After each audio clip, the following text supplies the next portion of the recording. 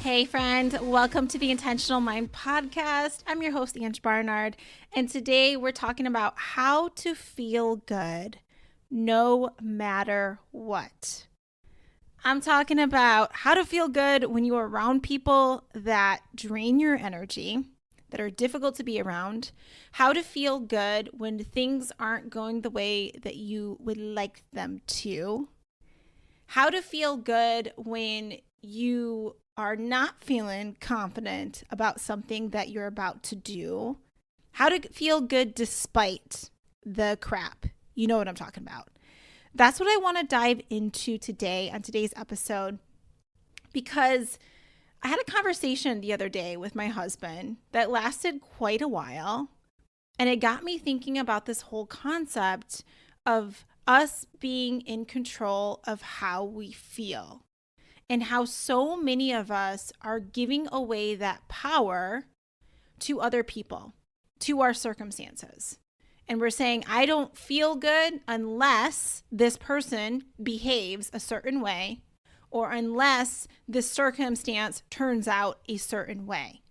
And I think we just need this reminder that we have the power. So let me share a story with you. First off, let me bring you back to this conversation so you can picture this that was happening with my husband. Actually, let's backtrack a little bit. So I just got back from Costa Rica, and I came from tropical rainforest weather. It was, y'all, the last place that we stayed. It was amazing. I'm so happy that we were able to book this spot. It was a cacao farm, and it was in the jungle rainforest area. So it was surrounded by all the vegetation with the sloths in the trees and the toucans swinging. What do they do? They fly across from tree to tree. I was getting it wrapped up with the monkeys. Anyways, it was so nice. So when we went to sleep at night, we could hear all the sounds of the jungle. There was a wooden hot tub that you could chill in, which the wooden vibes, it just brings a whole nother level. And you're surrounded by the sounds of nature. And we got to do a chocolate making workshop, which is really fun. And this place was way more affordable than the other places that I stayed close to the beach.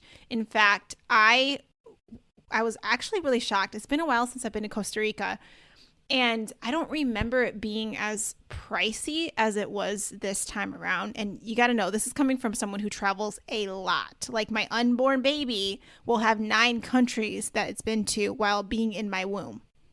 So I get around, is what I'm saying.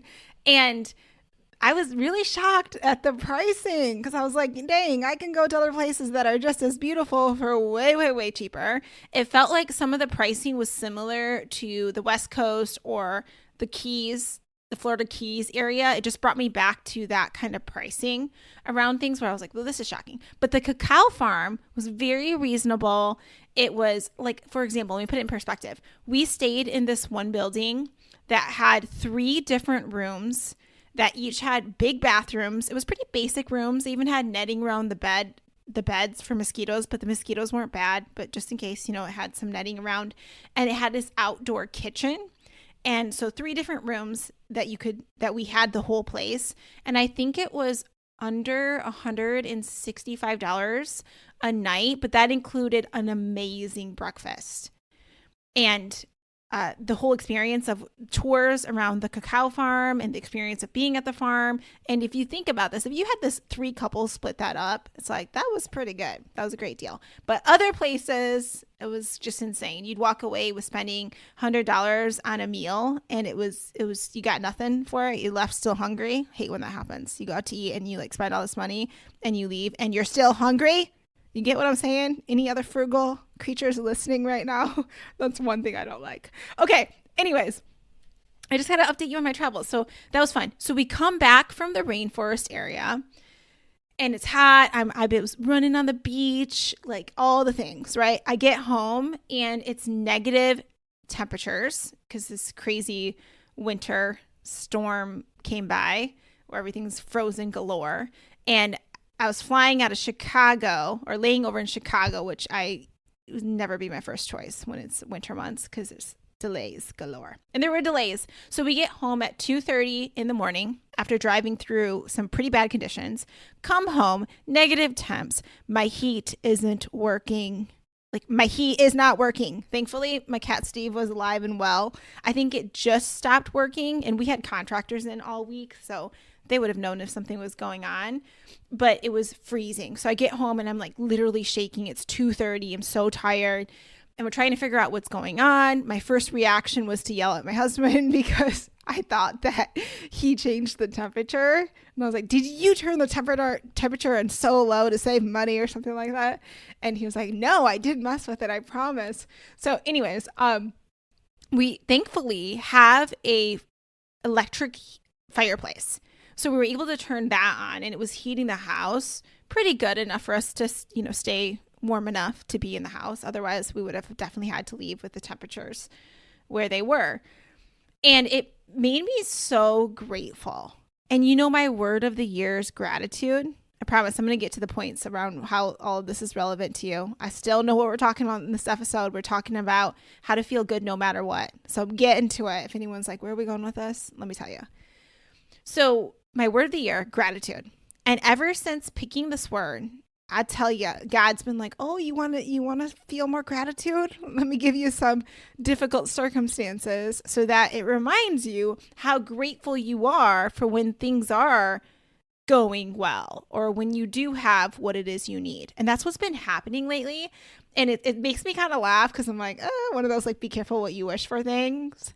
And it actually gives me flashbacks to when I prayed about if I should stay with this person or not. And then I found out that one of my exes was cheating, being shady. And it was like a punch in the gut, but it was like what I prayed for. It just brings me back to that, but it's like what I needed.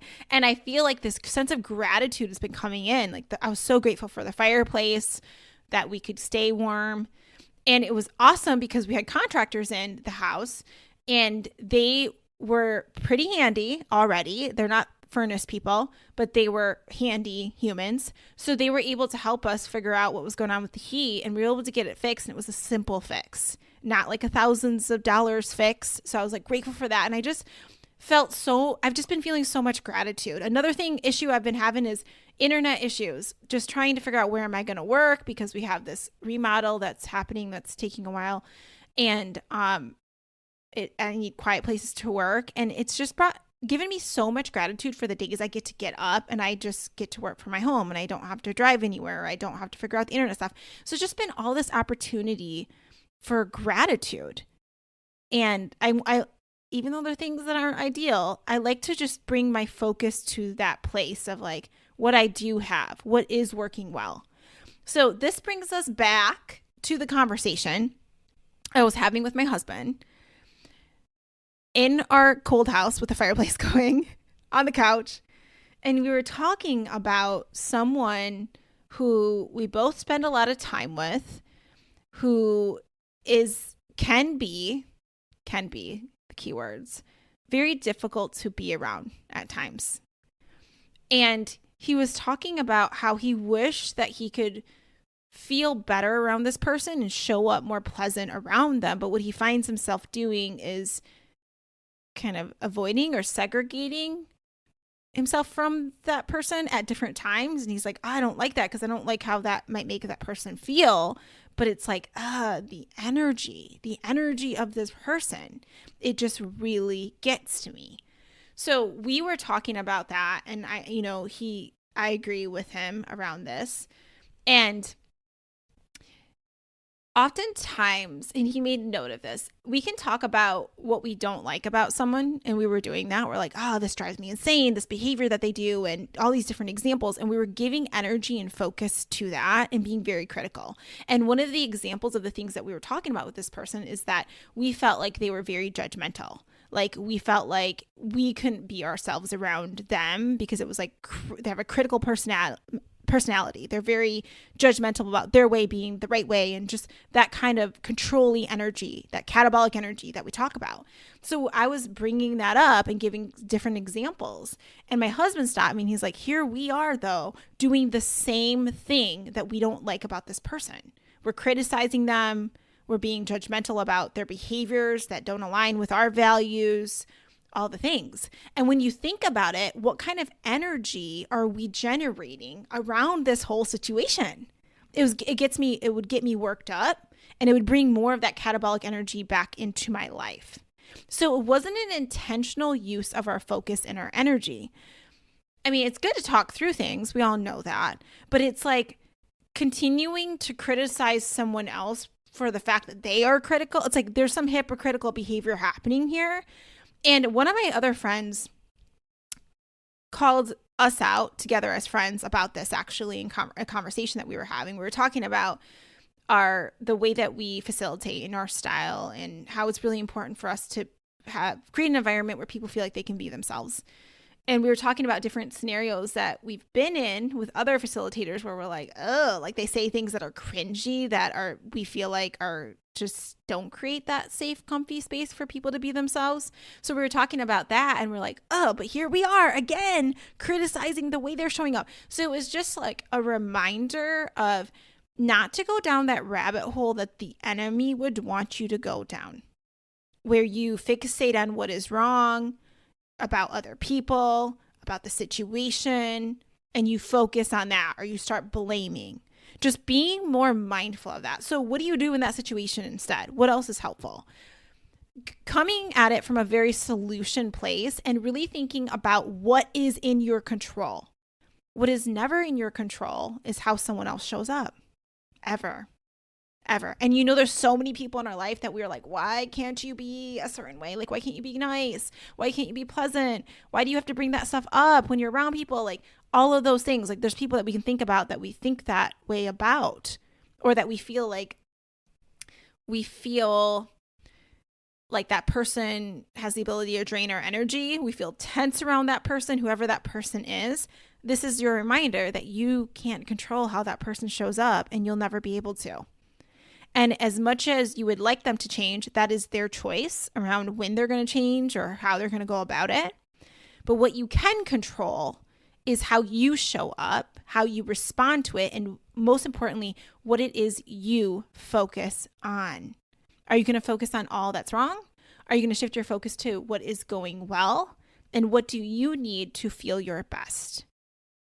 So it's just that reminder of what can you do to be better. So as my husband and I were talking about this person, we both were like, well, what can we do to feel better around them? What can we include in the space? For us, being active in that space whenever around them, we're going to show up better in general. So some of those habits that we have, shifting the conversation when they start to go negative, shifting to just like letting go, like letting them be as they are and focusing on what brings us joy, and very intentionally talking about the things that bring us joy, and then catching ourselves when we're going down the rabbit hole of criticism. And then also, like, can we like laugh it off? Is it really that big of a deal? What if we just decided this is how that person is? It's how they're going to be. But how am I going to be in this situation? And is it really that big of a deal? A lot of the things that we get really annoyed about other people, it's really not as big of a deal as we make it be. It's only a big deal because we give focus and energy to it. This reminds me of a quote that I often hear from people like Navy SEALs and people of that caliber doing really hard things, that if you don't mind, it doesn't matter. Meaning if you don't give attention to it, it doesn't have power. And I think they say this often, these different Navy SEALs. They say this because they talk about pain and, discomfort. And they're like, if I don't allow my brain to focus on that, it's not going to be as bad. I don't give energy and focus there. I give energy and focus to whatever it is I want more of. This also reminds you to think about what you have been talking about. Are you spending time talking more about the things you don't want? When we talk about vision, we talk about this new year and being intentional. Are you talking about the things you don't want and you don't like, and you're giving more energy and focus there? Are you manifesting more of that into your life? Or are you talking about the things that you desire and how good it would feel to be in that situation? What would life be like after? bringing your focus there. That's going to help you bring things into your life. It's going to help you show up with that energy that is contagious, that makes you feel good. So with that said, I got to remind you that you can still sign up if you're listening to this at least a couple days before January 20th or 21 when we're doing the Clarify Your Vision online event. Sign up. I have the link. This will be the last time opportunity that you have to sign up. So sign up quick if you do want to be a part of that. I'm really looking forward to it. It's going to be so fun to really think through what we want to create and how we intentionally want to show up. This is what this episode is about. And this is the reminder to you that you can feel good no matter what, because you get to decide where your energy and focus goes. And let me go back to some notes that I got some takeaways for you. But I want to go back to some notes that I have in my phone. And I'm going to zoom down real quick. Another thing to think about is each day when you wake up, asking yourself, what will help me feel my best today? What will help me feel my best today? And then guiding your energy and focus. So for me, the exercise in the morning helps me feel my best, gets my energy up. Listening to something encouraging and inspirational in the morning, that helps me feel my best. Thinking about the food that I'm eating that's fueling me, that's healthy, that helps me feel my best. Doing something that makes myself proud that day, that helps me feel my best. So really thinking through that list for yourself. What would make me feel my best today? Another way of asking this, my favorite question, what would make me proud of how I showed up? This is a good question to ask when you are around the people that are very difficult to be around. What would make me proud of how I showed up around them? How can I show up from a place of love? God is love. Enemy, not so much. It would like you to fixate on what is wrong about the situation, what is wrong about the person. Get your self-righteousness stuff in there around how you're so much better, how you do things better. That is what the enemy would want for you. But love. How can you show up from a place of love? I want to share with you too. I have a screenshot in my phone. This is an Abraham Hicks quote. I love the teachings and writings of Abraham Hicks. And it says, you cannot control circumstances. You never intended to control circumstances. You intended to discover unconditional love. You intended to discover a way to feel good no matter what. Because you have the facility, you have the power, you have the ability to focus. So that means in any situation, you can feel good no matter what. Meaning when I came home and my furnace wasn't working, my heat wasn't working, it was negative temps, I had the choice to decide what I was going to focus on. And I chose to focus on eventually, after first resulting to my husband being like, why'd you turn it off? Critical. But I didn't stay there. And that's the whole point. Not a problem if you go there, problem if you stay there. Like right away, I was like, oh, I'm sorry. Oh, what's going on? It must be wrong. It's like something's going on with it. And then I shifted to gratitude. Like, oh, I'm so grateful that we have this backup option. I'm so grateful that we have people in our home every day that can help us figure this out. So it's like shifting your focus to the high energy place. Very intentionally, because I can't control the circumstance. I can't control that my heat went out. I had no power over that. I can't control when I don't have the best Wi-Fi, but I can control how I show up through it. I can control what I focus on. I can't control how someone else is going to behave around me and when they act a fool, but I can control how I respond to them. I can control what I decide to, again, focus on. We need to repeat that a gazillion times. So today, what are you focusing on? If you're not feeling good or the way that you want, it's because you are focusing on something that's not serving you. You might be making a situation mean something that doesn't serve you. What are you making it mean? Really think about this. Like, let's say that even in the morning, let's say you wake up and your morning routine doesn't go as you would hope and you're rushing and the rest of the day's events just feel off or something else happens that you didn't like. And it's like, let's say this is a game. If you see life as quarters of a game being played, let's pretend football game, different quarters. You're like, first quarter didn't go so well. Second quarter, not so well. But I can decide how I'm going to play out the third quarter and the fourth quarter. I can start new at any chunk of time. So that's something to think about too.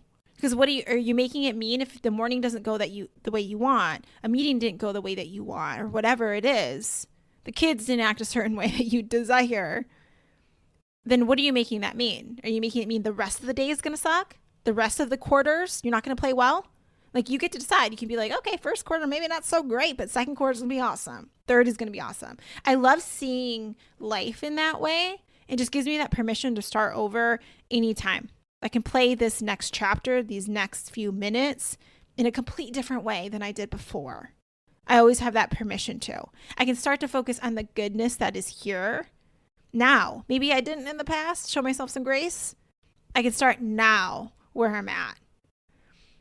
I just thought that perspective would be really helpful to think through. And let's go back to my notes because I want to make sure that we're touching on all the things I felt were worthy of typing to myself. Okay, let's go into steps, strategies you can use as you move forward. If you find that you're really triggered by something, someone else's behavior, a way of being, you can ask yourself that question: how can I show up from a place of love? What would it look like if I showed up from a place of love? What would it look like if I forgave this person? Ooh, that's a hard one sometimes. I'm going to keep it real with you. I don't really like hearing sermons and things about forgiveness. I don't. If I see that as a topic, I probably don't want to watch it. Just keeping it real. Because it's like, it can be so hard when someone acts a fool to forgive. But, as they say, forgiveness isn't for them. It's for you. It's for you. And you know what's got me thinking differently around forgiveness? I was listening to someone who has a really awesome marriage that I admire. And she said the secret to the healthy, happy relationship she has is that they're both quick to forgive. They forgive quickly. And I just love that because, there's always times in your relationship where you're annoyed by someone or you're like, that was hurtful, what you said or what you did. And it's like, I always tell myself, like, how can I forgive quickly and move on from this versus giving all my energy and negativity towards that and building it up and generating more catabolic energy around it because it don't serve me, it doesn't serve them. How can I forgive quickly? Not saying that you shouldn't express how you feel and opt for changes, but how can you do that, do it faster versus holding on to the grudge, forgive quickly and move on so you can get on to enjoying your life because we all at times show up in ways that don't make us proud. And even when you notice that in other people, their crappy way of showing up, it's like, don't forget, you be showing up crappy sometimes too. Like sometimes we need that reminder. Okay, another question that is helpful. I got some questions. How can nature help me? I like this question because when I get really triggered or I find my energy really dipping low, nature has always been something that is so helpful to my own energy. Like stepping outside, going for a walk, touching some stuff in the garden. I'm creating a garden this year, so that's part of my vision. I'm so excited for crafting my vision this year with y'all. I can't wait. It's gonna be so fun. And anyways, thinking about that, using nature, how can it help me? How can I bring a plant in? How can I bring some light into my life? Those shifts can be really helpful.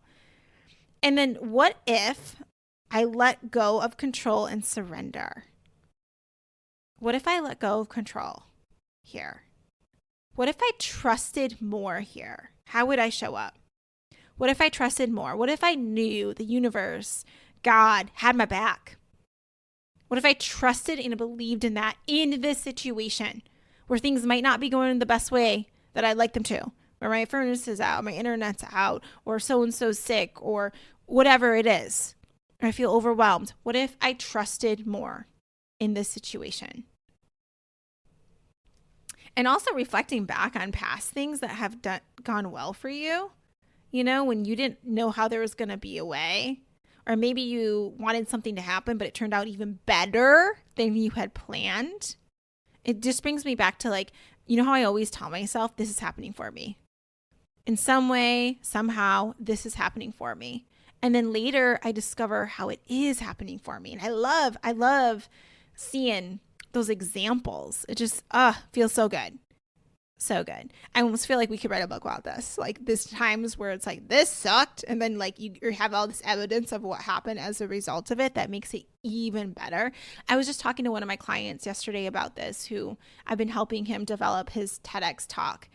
And he said that the thing, like this big career flop in his life, he thought it at the time, was like the worst thing. But he's like, when I look back, if that didn't happen, I would have never got here. I would have never started that nonprofit. I would have never created, like helped all these other people. It's like, that was the best thing that happened to me. I thought it was the worst, but it later became the best. And I bet you got a story like that too. So remind yourself of that when you start to experience the worst that life has to offer now. You need to be reminded of God's goodness, is what I'm saying. Because it can be so easy to forget how you're supported, how you're loved, how you can make it through anything like you've done in the past.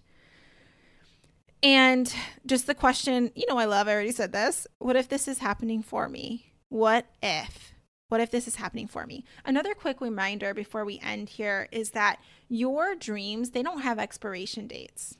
Okay, don't forget that. There's no expiration date on your dream.